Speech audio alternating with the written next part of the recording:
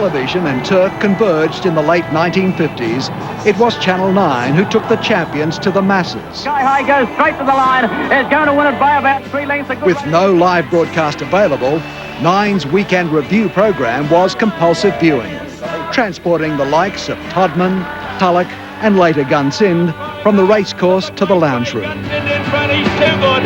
What a champion. The crowd roars and Gunsynd wins a length to Walsall. It's all Kingston Town.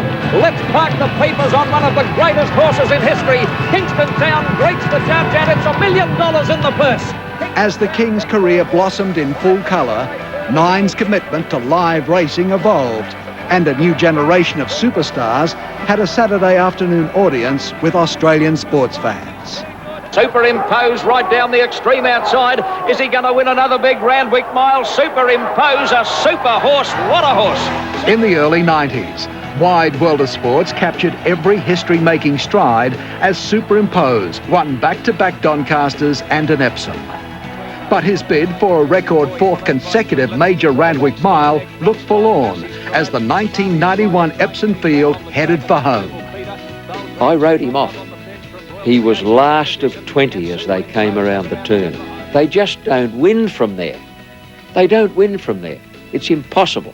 I regard that as probably my best ride. He had 61.5 that day, and there was just a field of horses in front of him turning for home, and he had to create history at Randwick to win, and just weaved and manoeuvred a passage right through the field, went back to the inside and went everything against what he normally does, come down the outside, and just to overhaul him was just ecstatic. Look at Superimpose, he's come through between horses, he's going to do it. It's history at Randwick.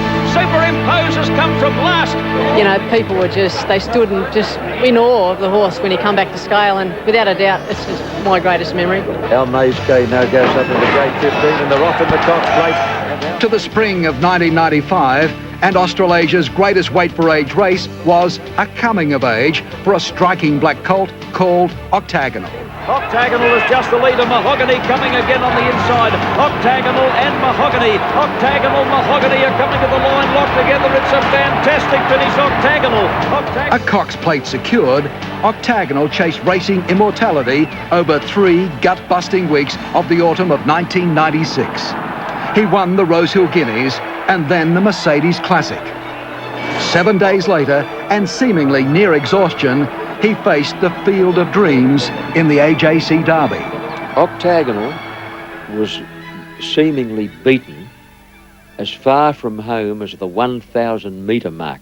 He was off the bit, he was being scrubbed hard, and had you been betting a price about him there, he was 100 to 1. And then Saintly followed by Reasons. Octagonal's about 8 lengths off the lead, maybe a little more. And then he was close enough coming up the rise to still be in the finish if he could lift, if he could rally. How that little horse rallied. Here comes Saintly with Octagonal down the extreme outside, out after them now. Volante headed nothing like a Dane. Further out Saintly, and here comes the big O. Octagonal with the last run at them. Volante, Saintly and Octagonal, they've come away from nothing like a Dane. Saintly and Octagonal, Beedman throwing everything at Octagonal. He gets there. Yes, Octagonal wins the Derby. He was out on his feet. He didn't have an ounce of energy left, but I'm sure that if you put him up again in the race, half an hour later, he'd perform for you. He was that type of horse. He just gave you everything. He gave his heart and soul.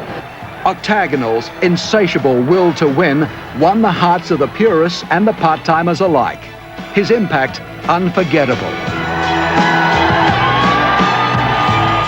Racing, like all sports, lends itself to the big days, and different things are major. Like when Octagonal won at Rosehill on the Golden Slipper Day, and he won the Mercedes Classic, Jack and Bob Ingham, who are hard-nosed businessmen, they used to run away from television interviews a few years before that, and here they were, high-fiving people along the fence of Rosehill. I found it hard to believe. The public's love affair with Octagonal culminated in an emotional Randwick farewell. But as one superstar made his exit, another arrived in devastating fashion. A long way back, but Might and Power well clear. 150 metres left to go. He's 6 lengths ahead. Marble Hall's along the inside. Istedad in the clear. Doremus down the outside, finishing on strongly, but Might and Power has bolted in with the Caulfield Cup. Within the month, Might and Power had completed the Cup's double. But trainer Jack Denham still had a life's ambition unrealised. to win a Cox Plate. Yeah, that's my ambition. If you could To win the Cox Plate, that's all I want. Well, that was my next question, Jack. You've done it all. Golden Slippers, Melbourne Cups. Is this the one you really want? That's the one that's got away, John. Saintly coming at Volante. Saintly and Volante saw nothing in it. Saintly or Volante. With Volante robbed by the nose of Saintly in '96 and the inside passage of Dane Ripper a year later, Denham's time was due. And the pumper gets to work on the big champ, and it's Blatant Power, the leader. That's what I had to go out and do that day, was dictate the race, and the champ just took me home the rest of the way. And I recall turning for home, I could hear the crowd cheering, and I just head down, bum up, and went for home. Blatant Power comes around the home corner, the leader. He's kicked out by 2. Northern Drake is chasing home hard on the outside after the leader, and Tycoon Melody battling strongly. It's Blatant Power, the leader. Northern Drake a length and a half away, coming home, but Blatant Power, the big champ, the king, joins the greats of the turf, and Blatant Power won it from Northern Drake. When I went over the line, I thought of the 3 races, the 3 majors, winning on the one horse for the same owner and trained by Jack Denham. To win the 3 for one trainer, one owner was something I'll probably never be able to do again.